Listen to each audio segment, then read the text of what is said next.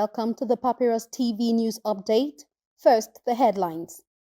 Reps demand action as insecurity worsens in Edo.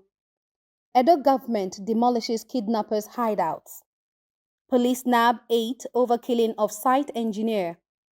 PDP accuses Okpebolo of secret deal with lawmakers. Okpebolo warns contractors, deliver or face termination.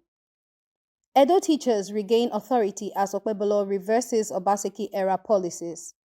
House moves to establish Federal College of Agriculture in Edo State. The news in details. The House of Representatives has urged the Inspector General of Police, Kayode Egbetokun, to deploy additional security personnel to Edo State to tackle the growing menace of kidnapping and banditry. The resolution followed a motion of urgent public importance sponsored by Honorable Marcus Onobu, who emphasized the constitutional responsibility of the government to ensure the security and welfare of its citizens. Onobu lamented the deteriorating security situation in Edo, citing reports that over 32 people had lost their lives to violent attacks by suspected killer headsmen and clashes between cocoa farmers and militants in Ovia Southwest. He called on the federal government to intervene, stressing that the Edo state government appeared overwhelmed by the worsening security crisis. Meanwhile, in a decisive move against crime, the Edo state government has begun demolishing houses used as hideouts by kidnappers in various parts of the state. Two suspected kidnappers, Etubo Uchenna and Felix Ebama, confessed to collecting a 10 million naira ransom from their last operation before their arrest. The duo, part of a 7-member gang, admitted to multiple kidnappings, including the abduction of a man and his female companion in Edo Central.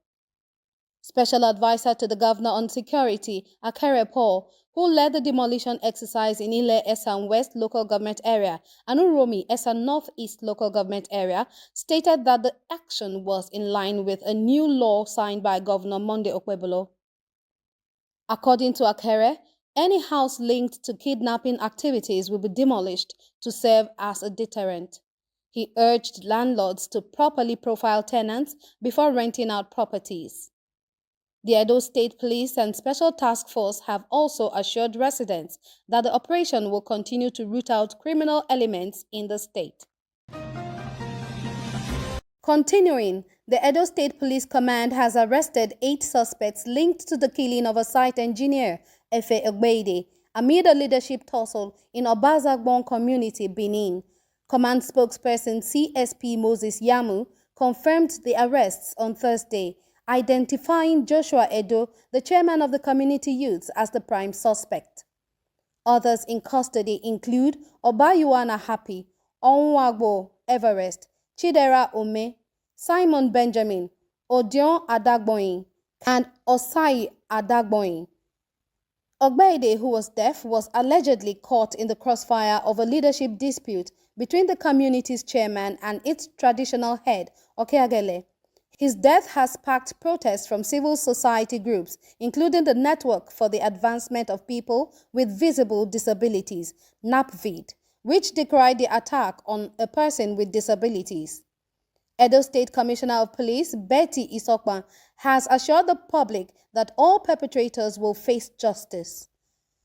Civil society groups continue to demand stronger security measures to prevent further violence in the state. In another development, the People's Democratic Party (PDP) in Edo State has accused Governor Monday Okpebolo of planning to offer 200 million naira each to its members in the State House of Assembly to defect to the ruling All Progressive Congress (APC). In a statement, PDP Caretaker Committee Publicity Secretary Chris Neyikare condemned what he called an attempt to squander Edo's resources on political survival, while insecurity and infrastructure decay persist in the state. The PDP claims that at least 34 people have been killed in recent weeks due to insecurity, while hospitals and public infrastructure continue to deteriorate. However, Edo State Commissioner for Information, Honorable Paul Ohombamu, dismissed the allegations, stating that PDP lawmakers were voluntarily seeking to join the APC due to the governor's goodwill. Ombamu insisted that Governor Okpebholo does not need to induce lawmakers to strengthen his administration, emphasizing that APC remains a dominant party in the state. Moving on, Edo State Governor Monday Okpebholo has issued a stern warning to contractors handling projects across the state, threatening to revoke the contracts of those failing to meet agreed standards and timelines. During an inspection tour of road and drainage projects in Orio Ozolwa, Iro Ute, Palace Road, New Ute Road, Ekiuwa Quarters, and the Upper Ekenwa, Okpebholo expressed dissatisfaction with the slow execution of some projects. He particularly condemned the delays on the Orio Ozolwa Community Road, where residents complained that the contractor was rarely on site and often closed before 2 p.m. Visibly displeased, the governor confronted the contractor at Orio Ozolwa, noting that the drainage construction did not meet specifications. He questioned the reduction in the width and ordered immediate corrections, warning that failure to comply would result in contract termination. Look at my face. If you're not doing the right thing and not working according to specifications, I can revoke the contract at any moment without fear or favor, Okpebholo declared. Residents who welcomed the governor at the project sites expressed gratitude for his intervention, stating that the previous administration had neglected their communities. They offered prayers for the success of the government and urged him to ensure strict supervision of all ongoing projects.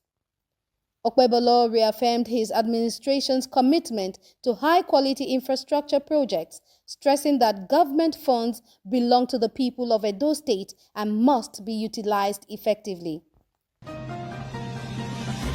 Furthermore, for years, Edo State teachers endured a period of relegation, where administrative policies weakened their authority and eroded discipline in schools.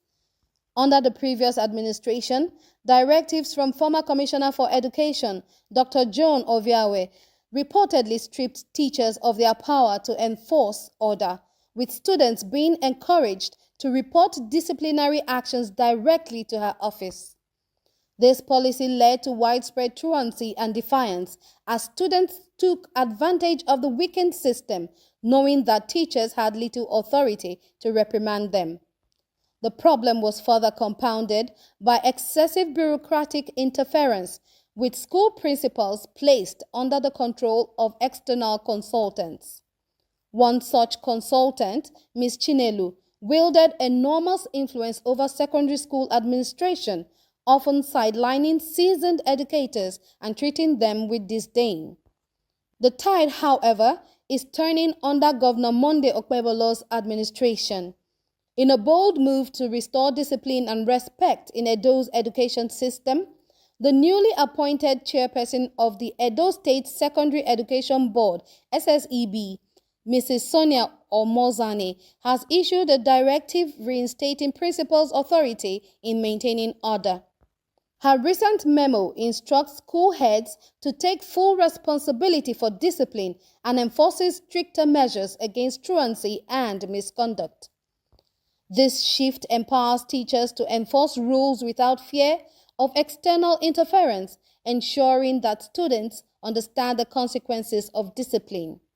Beyond tackling student misconduct, Okpebholo's administration is also eliminating the undue influence of external consultants in school management. Principals are now being allowed to make administrative decisions without unnecessary bureaucratic pressure, restoring confidence and professionalism in the education sector. Teachers and principals who had previously operated under an atmosphere of fear and uncertainty are now regaining their rightful authority. This policy shift is expected to curb absenteeism, lateness, and defiance, reinforcing the core values of education. While these reforms mark a significant step forward, stakeholders stress the need for sustained monitoring and implementation. Teachers' welfare must also be prioritized with timely salary payments, merit-based promotions, and continuous training programs to enhance their capacity. Governor Okpebolo's approach signals a return to a structured and disciplined educational environment.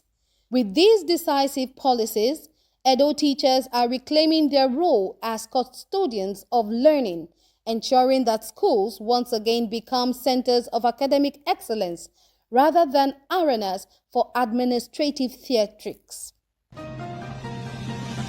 Conclusively, a bill seeking the establishment of the Federal College of Agriculture, Ebele, in Esako East Local Government Area of Edo State has passed its second reading in the House of Representatives. Sponsored by Honorable Marcus Onobun, who represents Esa Central, Esa West, Igweben Federal Constituency, the bill aims to promote agricultural education, training, and research to boost Nigeria's agricultural sector.